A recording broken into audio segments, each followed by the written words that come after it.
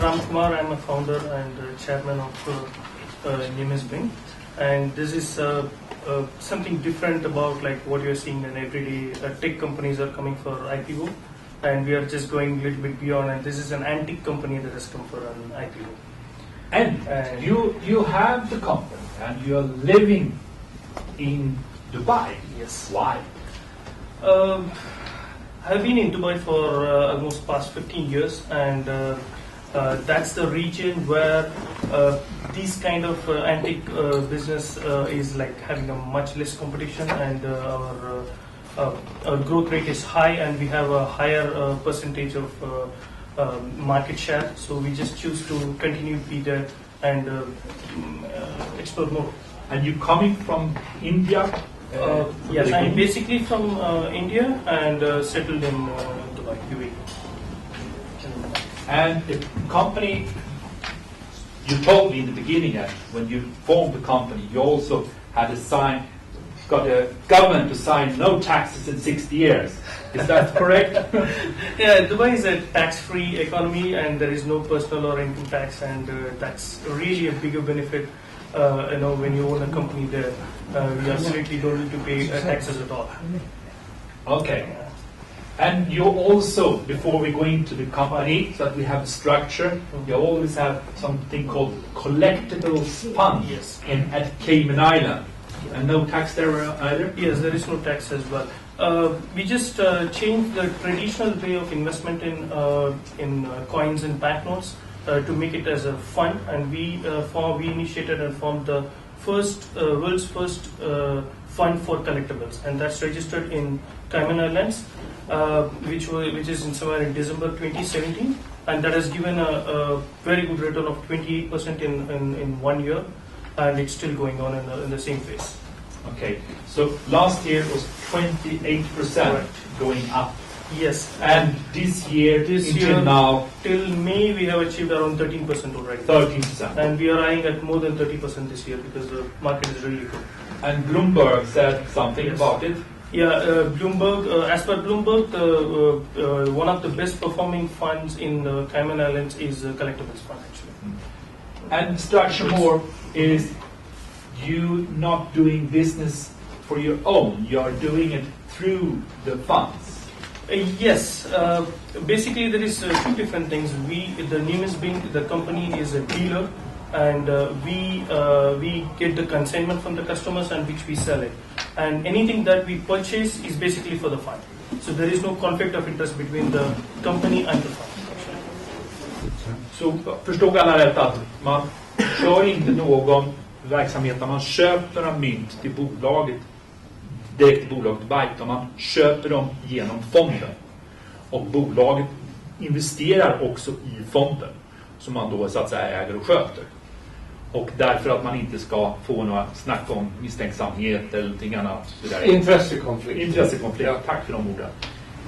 Och när man då ska göra business med någon som vill sälja av någonting, då gör man i bolag, då gör man det på ett uppdrag.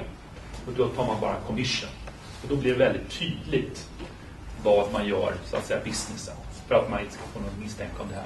Så att fondens utveckling speglar väldigt mycket också den utvecklingen som bolaget har. Som man äger fonden. Right. Now we go to the board and management. And the management is much bigger than this, but you are the chairman of the board. You are the working chairman of the board? Of course, yeah. I'm a full-time president. And here you have another friend here, Abdullah S.M. Alanzi. He's a Saudi national and also a numismatic person and having a very high knowledge on numismatics. And so we both are numismatic people who are in the board. And there are two more non-numismatic people to have a diversification in the board.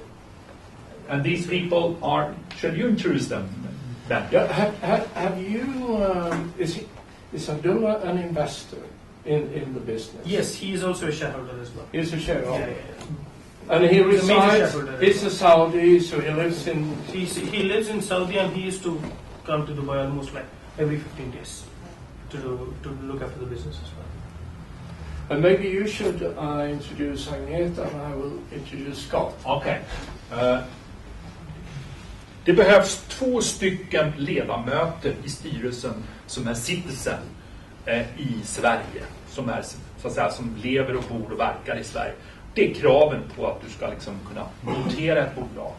Och därför har 2 personer har blivit nu invalda i styrelsen. En Agneta Berliner, hon har tidigare varit vd i en hel del bolag. Och varit i Mälardalens, så att säga, handelskammaren Mälardalen, varit inom reklam och varit senast inom utbildning och varit vd för ett stort industrigymnasium kan man säga. Hon har klivit av där nu och har nu 2 stycken poster kan man säga i bolag som ska börsnotera sig. Hon är van att läsa balansräkningar på tvären, början och på längden och har haft mycket anställda och så vidare. Och är van vid den typen av lagstiftning och allting annat vi har. Så det är en så att säga allrounder i det här sammanhanget. Scott bor i Malmö, men är född i någon kronkoloni som jag inte riktigt har koll på. Hans föräldrar står från öriket och inte från Sverige, men han pratar perfekt skånska. Och sysslar mycket med IT, men han har en bakgrund som guldmäklare i London, så han har handlat mycket med metaller och så vidare och har en djup bakgrund och kontaktnät där. Och sen håller han på mycket med fintech som det heter på fint språk, alltså finansiella IT-produkter. Så det är hans kompetens. Och imorgon kommer alltså styrelsen att ha ett konstituerande styrelsesammanträde nere i Malmö imorgon inför en roadshow vi har här. Sen finns det då en styck CEO som heter Mikael Wester som finns här i Stockholm. Som bor på Ekerö, som inte ligger så långt utanför. Och han sysslar med redovisningen och är ansvarig för att konsolidera och se till att redovisningen sköts på rätt sätt och driver en professionell redovisningsbyrå. Och så har vi en revisor i Göteborg som jobbar för en grupp som är en engelsk grupp, men är kunnig i revisionen av publika bolag. Så det står lite grann om det också i memorandum. Och bolaget har en excellent, kan man säga, bokföring. De har gjort allting färdigt och kör här. Ja, egentligen är den överkvalificerad. I Sverige så kräver marknadsplatsen K3, som det heter på fint språk. Men den bokföring som man har ställt till förfogande i IFRS, så det är ungefär vad den fina listan kräver. Så det är överkvalificerat och ni hittar mycket fotnoter också om ni läser redovisningen. Så skillnaden på K3 och IFRS är väl egentligen att den är mer detaljerad när det gäller kommentarer och noter till redovisningen. All right. Next. Och här har ni the group legal structure. Vi ser Numisbing AB, Sweden, det är modern. Och modern äger rubbet här inunder kan man säga. Numisbing Limited, som ni var är. Yeah, this is the existing holding company, and now the ultimate holding company is going to be Numisbing AB. And there is a company in Dubai by the same name, Numisbing LLC, to have the local operations. And we have an arts division, which is 71 arts. And there is a authentication, grading and authentication division, which is GA Numismatics. And we already told about a little about the collectible fund and more coming in the down slides. How big is this collectibles fund? How much money is it? Currently it holds assets worth $4.5 million. And the units are 100% backed up by asset. And the assets are valued by external valuers. So like it's pretty risk-free. And you have started this company what year? We started this company in 2012 and it's 7 years now. We're making profit from day one, and we have a high market share as well in this region. But you also have been giving dividend. Yes. To shareholders we have every been year. giving dividend from 2014 onwards every year. 2018 and 2019. 2018 we gave twice, half yearly we gave. And in 2019 also we have a plan to give twice, once in June and once in December as well. And how much? You said something about the profit, the percentage. Yes, of we usually give a declared dividend of 50% of the profits. And 50%? the balance, yes. Balance 50% is reinvested in the company. That's our usual way of doing it. So, if you become a shareholder in the company, Yes. you can count on that's going to be Yes, continuous you can. dividend on Yes. 50% from the profit. Yes, we can. So, how much going to be the profit this year? It's a long way to go, but we had a very good quarterly return. We had a 8% increase in sales compared to last quarter and 200% increase in profit due to the industry is really good this year, and we could able to make more profit in 200% Q1. increase in profit. Yes. So, what's going to be the profit then? You're talking That's- percentage. this is- I'm yeah, talking this is about percentage. numbers. This is percentage, and this is a Q1 audited results, and the Q2 is almost like going on the same phase, and we hope that full year 2019 is going to be really good, and we expect to double the turnover by end of 2019. You're going to double the Yes. turnover this year Yes. from the former year. And that's the same thing we have been doing for past 3 years as well. I call it the money machine. Yeah. And we send out a press release. Yes. When we send it out, the press release to all the people which are on noterat list number 2. And the press release said that, I take it in Swedish now, 150 miljoner kapitaltagande från GEM Global Yield Fund, New York. Och de kommer alltså, de går in, har ingått ett avtal där som säger att man går in med 150 miljoner under 3 år, maximum 3 år. Och man får då aktier i bolaget. What kind of lower percentage are they paying from the? Any discount on these? The agreement with the chain global is from the time it gets listed, it's in our discretion we can call for the placement, and it's going to be 15 days average trading price, in that 90% of it, which is we are giving 10% discount on the trading price, and this 150 million kroner we can utilize in next 36 months. And what are you going to use? This is basically used for, means our plan is to invest 50% of it in the collectibles fund, because the investment in the numismatics is giving a really good return, and the balance we plan to utilize for various projects which we have in plan. That includes some acquisition of the companies, similar companies in Europe. You already next press release was about the new putting $1 million. We have means our commitment is before end of 2019 to invest $4 million in collectibles fund, and we have already started that.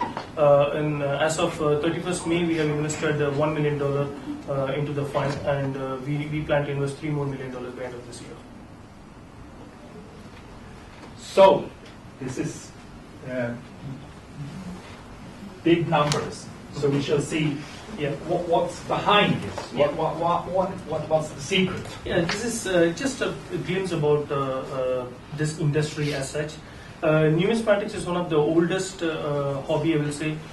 Even the kings in before Christ, they used to collect coins from the other kingdoms. So the hobby basically started more than 2,000 years ago. And this is one of the coin collecting is one of the biggest hobby in the world as such.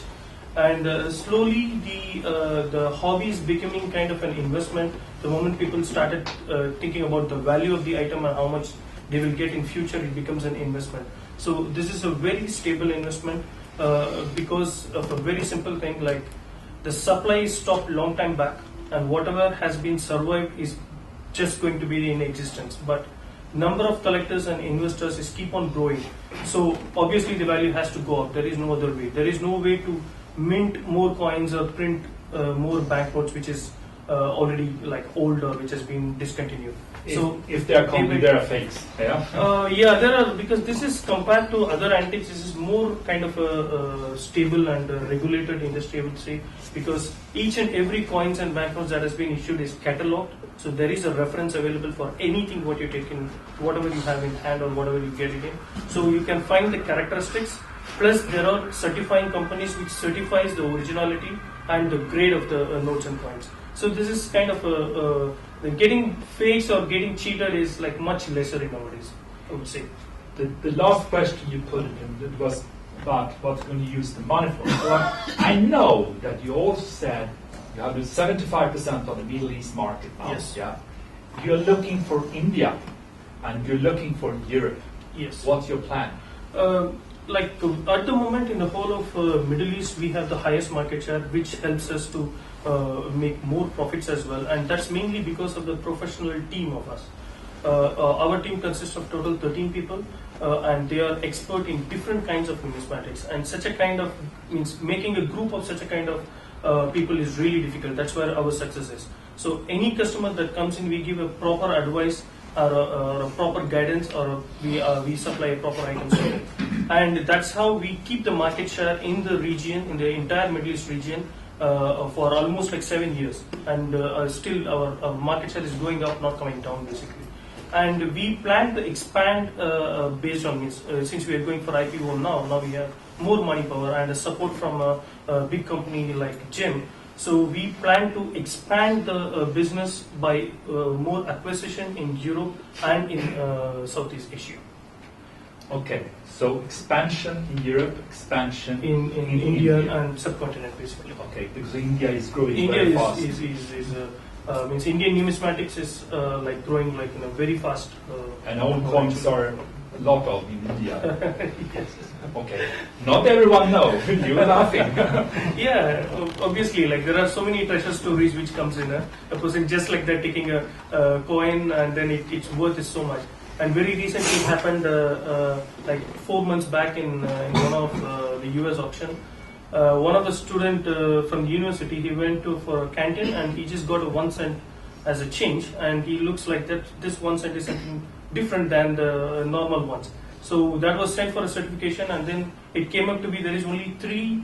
That's an error sent actually, and there was only 3 known to exist, and that was auctioned in one of the auction house in US, and that went for $200,000, which he basically got for a cent. So like this, there are so many stories which happens.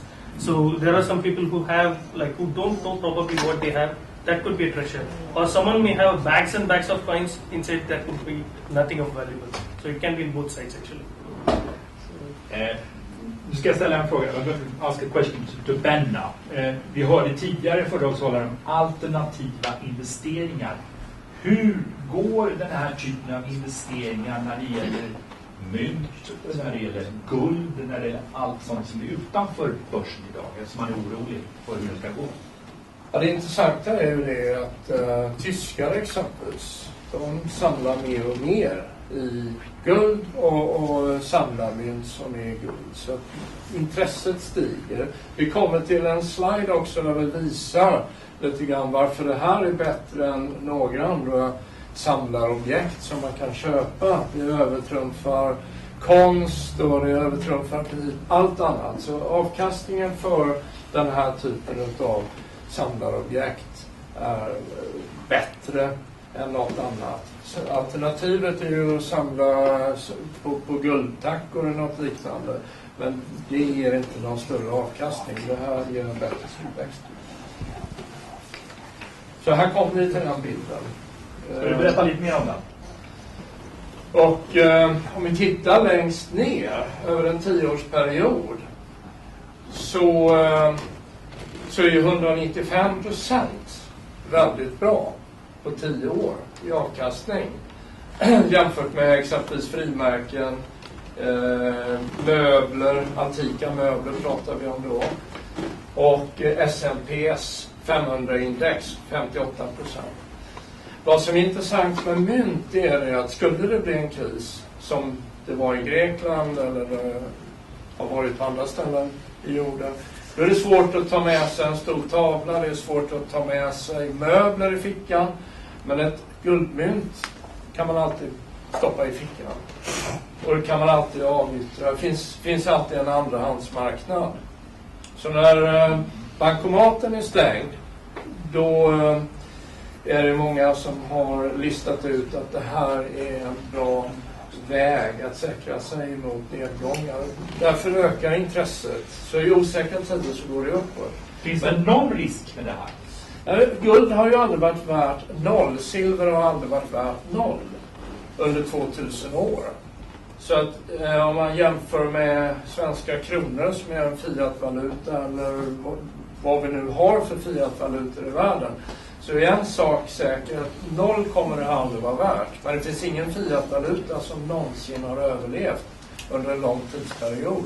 Så att man kan väl säga att det är bland det säkrare man kan placera det. Sen finns det ju naturligtvis så att det finns alltid en risk med enskilda mynt.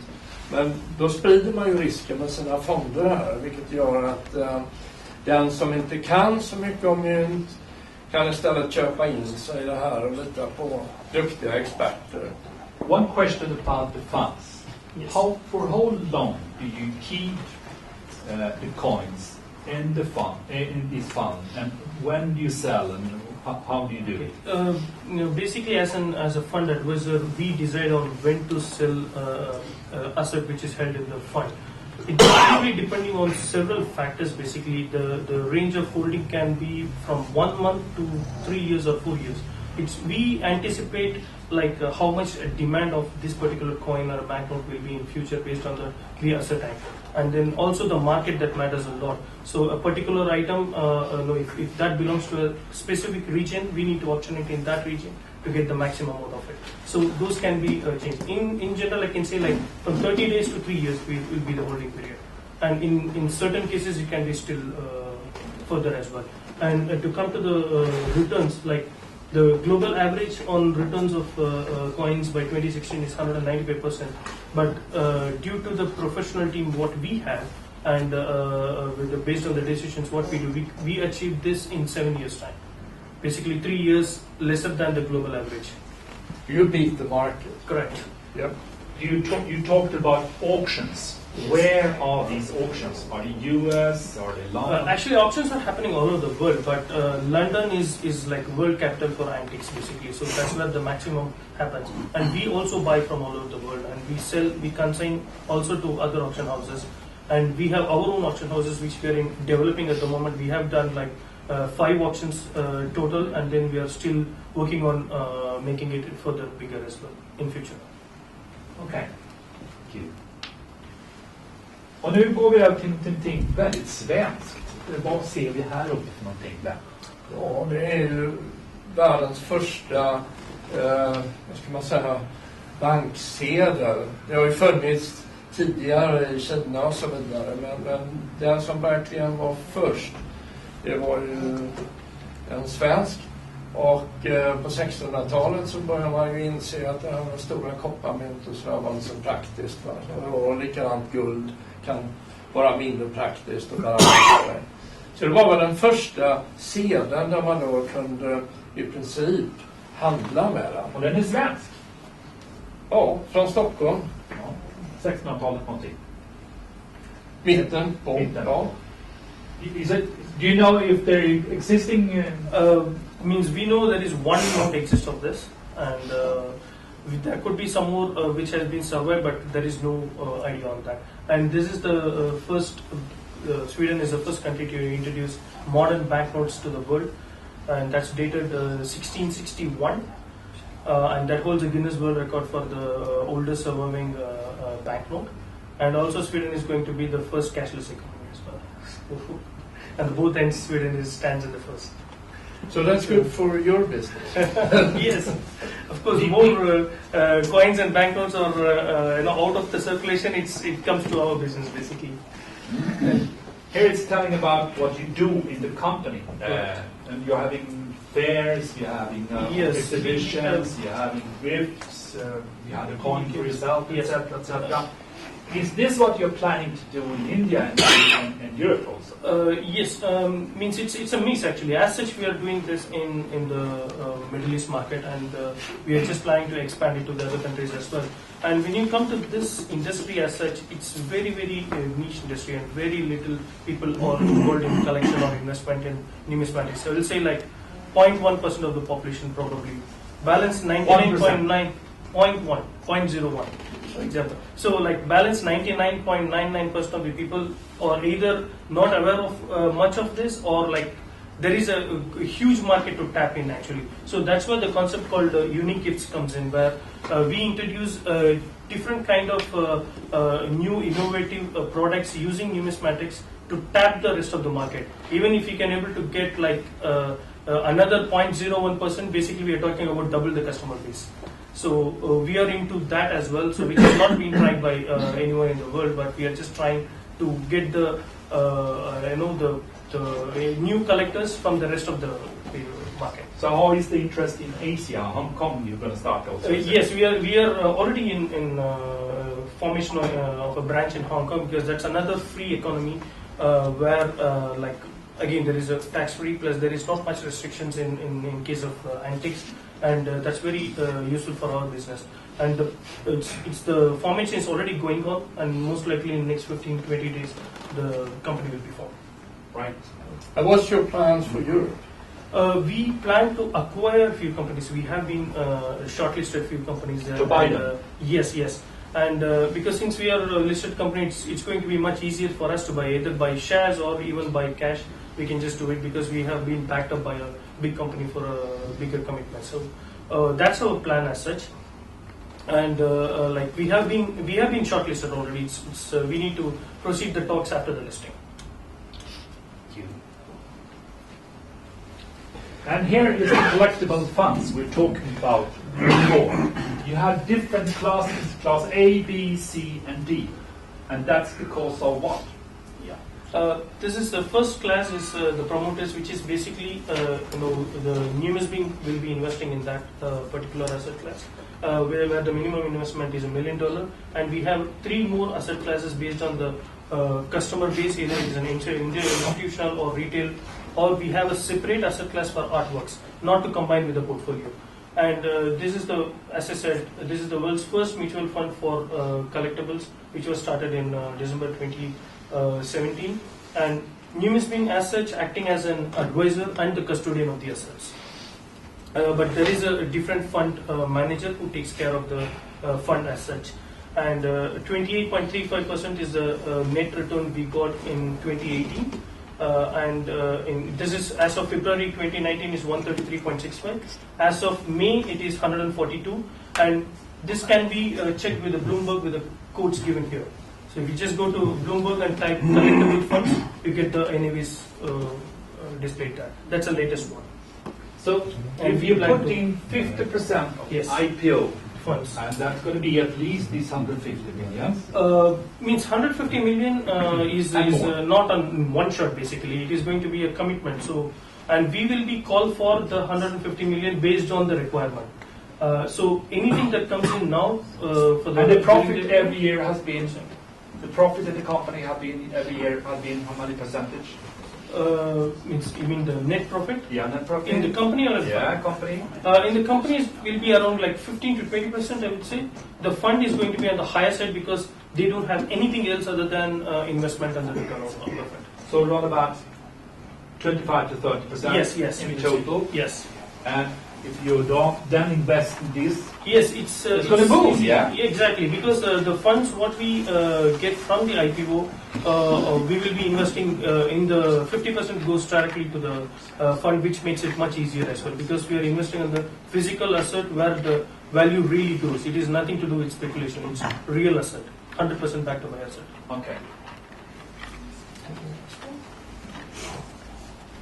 And this is the management group, marketing arts division, financial advisor, This is a poor team of head of finance. I think he is here Yeah. in the end today. And Steve Usa, he was in London, chief operating officer. And Abdullah, you have heard about him. And we have, it's not so big stuff. is it? Yeah, that's fine because for us, this is the staffs what we have. Apart from this, we have tie-up with several advisors. Like as I said, there are 13 people in the board, and those advisors we take advice on call basis. Like when we get a rare stuff where our team doesn't have a knowledge, so we always have someone to back up to give us a proper advice. All right. And now go to financial plans. And this is the turnover and profits of Numisbing, which has been completely audited for all the years from 2013 to 2018. And you can see from 2015 onwards, we are basically in double the turnover. And this year also we expect to touch a minimum of $8 million by end of this year. And this Minimum is $8 million. Yes. So already now you have made before $1 million, you can say. No, usually the second half of the year is basically is a good season, we'll say, like not the first half of the year. So the second half usually is going to be like 60% of. So when the quarterly reports are Correct. coming, you will see more. Yes, we'll see more. By Q3 and Q4 than Yes. Q1 and 2. It's more of a season. Yeah. Kind of thing. All right. And this is a profit from every year. Means from day one we are making profits actually. And you're going to vote for good dividend on the Yes. annual meetings. Yes, Okay. we will. And here you have the performance. Yeah, see, we had that investment wing of the Numismatics from 2012 to 2017 before formation of the fund, and I just regrouped the entire investment with like kind of an NAV. If the value is in Q4 2012 is $100, what is the value in 2017 December, which is $314? This is the growth which we achieved in 5 years, and the same is being continued in the form of mutual fund in the next slide. Next slide. And this is the actual performance in the fund, which you can see it in the Bloomberg straight away. If you just go to the Bloomberg and type the collectible fund, you will get these NAVs. That means it's not the 1 year performance we are talking about, we're talking about close to 7 years performance. And this is the trend which has been going on. That shows the stability of the investment and how strong the team is. So why do you think it's going to continue to be stable? As I said, the reason is very simple. The thing is like the numismatic items, whatever we are talking about, the supply has been stopped long back, and day by day new collectors are coming in the market, and they have to fight for the existing items. There is no way item can be produced. And where are the collectors coming from? Collectors is coming from either from as a word of mouth or by like a father is a collector and the child takes over as a next generation. There are several factors, and today's internet world where the news that comes in about so and so item has been sold for so and so price, which makes people to come as a collector, and then in turn they become an investor basically. Good. Okay. Och då går vi till själva den här emissionen. Och du kan teckna den emissionen på digitalt, som det finns då utskrivet om i den sedlarna ni fått upp. Ni kan teckna den på pappersform som ni har fått framför er. Och en post rör sig om 5 000 kronor. Och det finns väl en länk på hemsidan? Och länk på hemsidan. Numisbing.se. Precis. Eller .com. Och vad man har då is amount 24,4 miljoner. Pratar vi om SEK. Och vi ser hur pass mycket det är i också olika valutor. Vi ser också share issue, hur många aktier, B-shares, som det är frågan om. Man sätter ut. Och priset per aktie 5,40. Och i början så tyckte vi att nej, men det här är ju alldeles för högt värderat, och så tittar vi vidare på siffrorna sen och konstaterar nej, det tyckte inte Gen heller. Minimum block 926 aktier, och nu är det 5 000 kronor. Och det som jag sa, om man nu tecknar det här så kommer alltså då Rankomar att dela med sig med ytterligare 5 000 med 1000 aktier, 5 400 kronor. Så att priset per aktie blir väldigt mycket lägre. Och det här är för att man ska få in fler aktieägare. Så enkelt är det. Det är inget annat bakomliggande motiv. Settlement date, det är alltså, kan man säga, sista. Det står 30 juni, det ska vara 30 juni. Ja, det är en siffra fel. Ja, det är alltså sista dagen för teckningen i den här. Så ni måste in med ett sedel eller teckna digitalt om ni ska vara med i den här emissionen. Ja, så ser det ut. Och teckningssedlar har ni ju på baksidan. Och det finns också. Och länk. Och emissionsinstitut är en där i Göteborg. Det finns, man kan skanna in den här, man kan skicka in till Henrik Kristensson som också håller hand om matchboken digitalt. Yes. Om du inte har något mer så har jag en fråga till dig innan vi släpper ordet fritt. Och det är så här, finns det några fler sådana här typer av bolag som är noterade på världsmarknaden? Det finns egentligen bara 2-3. På OTC-listan i USA så hittade han ett par stycken. Det var one company in London planned to go public, but they didn't go public. So there isn't very much going on, as I understand. There are very few companies on the market. You have basically a couple. Actually, like that's what we are looking into as a positive side instead of a negative side, basically, because this gives us an opportunity. Means IPO means we are talking about a big, large scale, and the exposure, what you get out of it, and the money power, what you get out of it, that can actually accumulate and acquire the smaller companies to make a big. Right now, we are in the top position in the Middle East, and this can be easily expanded to the other regions as well. So I look this as a positive side instead of a kind of a negative side. So what was Nasdaq's point of view? Yeah, on today, your company? Yeah, today we had a meeting with Nasdaq, and they are pretty impressed, and with all the tech companies that's coming in, and all of a sudden something which is different, which is being proposed with them, and the figures what we have, and this is not a startup. Basically, it's already 7 years old, and we are still performing better. And we are not going for an IPO. Instead, we are just going for a pre-IPO and then going for a direct listing. We have. Jag tror att translate that. Yeah. Det är alltså att det här är inte, det kommer inte bli några fler emissioner, utan det här är en pre-IPO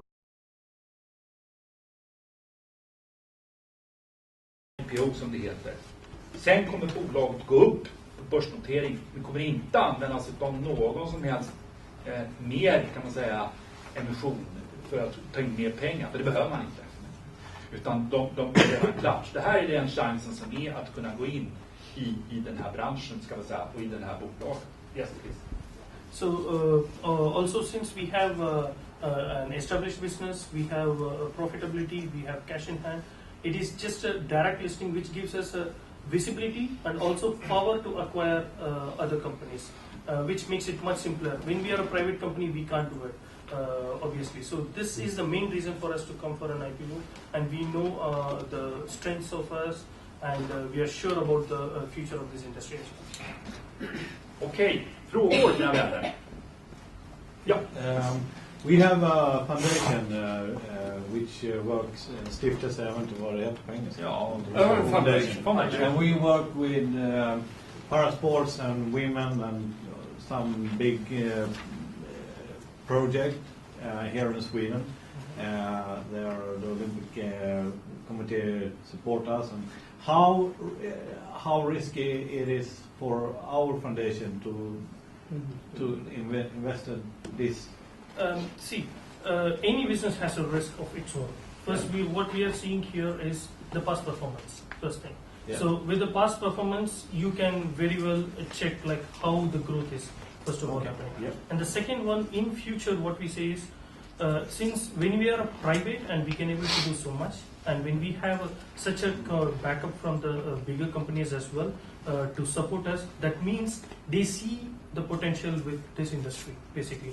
And as I said, the team is very powerful, and there is the competition is very less compared to other business. Yeah. So since the market share is high and the team is good, we could able to say that this is going to be going on the upper scale only. And even for the investment in the as a physical assets, like the growth, which basically shows how strong the team is. That's the main thing. It's not just anyone can buy an item and then you can just hope for the price to go up. The selection of the item is very important, and for that the team should be very strong. One mistake you do, it's finished basically. Yeah. So like we basically deal with all authenticated items. Any item which is in our stock which is valued more than $200 is certified. Everything is certified. And we don't deal with any of the non-certified ones or anything. If it is a non-certified, we just take it on an approval basis, we send it for certification, and once it is coming back, then only we close the deal. So we play a safe role basically. Okay. And you can see the performance even on the asset side. Just on the asset side, forget the business, only on the numismatic asset side. It has been grown on a gradual basis. There is no hike and then there is no fall because it's 100% backed up by assets and it's valued by external valuer always. So which gives kind of a more cushion on the investor side. Means it's not done by the internal management. It's done by an external valuer basically. And we select the items to buy as an investor angle. We look into the fundamentals of the item. How many is available? What is the previous sale history? Those things we just consider. So the risk, what I say, is pretty less. That's all. Fler frågor? Ja. My name is Imad Sadi. I'm Swedish Iraq, and I work over 25 years in Dubai in banking, 2 banks. I represent now a group here called HNSI. I work like advisor for the board. It's a very simple question for me. When you said Middle East, you have the majority of the clients. Yes. For me, Middle East is 2 parts. GCC from Kuwait to Yemen, 7 countries, and then from Iraq to Morocco. Yes. So majority of your client, can you give us a percentage like from both sides? Or is it's more on a GCC side. Yeah. GCC countries, the 6 countries we are talking about. Yeah. That is most of the sides. But Okay. when you look into the items, which I'm not talking about the customers, but I'm looking at the materials. Yeah. Iraq, Egypt, always on the much higher side. There are so many Iraqi notes and coins which the prices are skyrocketing. There are certain items which you will not get anything less than probably $20,000. It can go up to $100,000. So the customers in the Middle East, they buy Iraq, they buy Egypt, because not Syria. These are the things which we feel like those are the countries which has wars and so many politicals, but actually those things increase the value of the asset. Whenever there is a war or a kind of a sanction, that particular country, any of the assets of that particular country, actually the value goes up. So as a customers, I may not be having the Iraqi customers on a large scale, but the Middle East customers who buy Iraq items, that's huge. And you can just you can just Google it randomly for the Iraq items that sold in the auction price, auction houses, you'll be astonished. Okej, mer frågor? One. Yes. Maybe I missed it, but do you do your own authentication of the coins, or you hire someone to do all this thing for you? Yes. See, our team is specialized in authentication of the coins. There is no doubt about it. Our team can authenticate any coin, any banknote that has been given on the table. But that's not enough. To make a buyer buy something, that should be a third-party authentication. So all the coins and banknotes, as usually we send it to US, and there are a couple of big companies in US which is reputed companies in authentication. So they authenticate. They just not authentication. It is encapsulated in a plastic box, completely sealed, tamper-proof. So those kind of coins only the collectors or the investors buy, because I can say this is authentic, this is fake. There's no problem. If it is fake, I just say that. Yeah, there are several factors. It's so difficult to say just like that, because depending on the period of the coin, the way of authentication differs. If it is a little bit older, ancient coin, the designs will be very simple. So sometimes it will be very difficult to say whether it is original. That's the main reason what I told you. Anything more than $200, we always depend on third-party authentication to authenticate it. But our team is very well can say by seeing a coin whether this is original or fake. Okay. And the original or fake, that alone doesn't matter. The grade is very important. How good the coin is. The price differs based on that, because the grading scale ranges from 2 to 70. Suppose we are talking about a rare coin, we are talking about 69 as a grade, 70 as a grade. We are talking about double the value. So that you cannot say by saying. You can say this is authentic, but whether you cannot say whether this is 69 grade or 70 grade. That a third-party grader has to certify it. Okej, då har vi en fråga till. When you buy the assets, where do you store them? Do you store them all in the same place? We have an external bank vault. Plus, we have in our own office, which is completely secured, and we have few vaults in there as well. All the assets has been insured completely. Okay, so the insurance, how is the insurance paid? From the fund or from you guys? Or? No, the fund pay fixed charges based on the value of the total value of the assets, which is 0.5% of the total asset value. Means the valuation based on the valuation report. Suppose this month valuation is like $5 million. If you're talking about this is the asset report which we got, it is $5 million. So we bill the fund 0.5% for storage and insurance, because there is a place to store, and that has to be covered by insurance. So we charge the fund a certain amount, which is 0.5%, and that we Numisbing pay for the insurance, Numisbing pay for the storage. Whatever is the difference is our profit. Okej, fler frågor? Ni har full möjlighet att kunna ställa frågor i efterhand. Nu så vi tackar. Tack.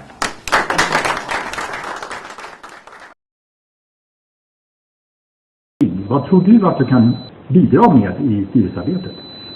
Jag ser främst mina tidigare erfarenheter från styrelsearbete i andra bolag och organisationer. Men också mina erfarenheter från att vara operativ VD. När aktiemarknaden är orolig så ökar alltid intresset för alternativa investeringar. Och Numisbing är ett mycket välskött företag som har alla möjligheter att expandera.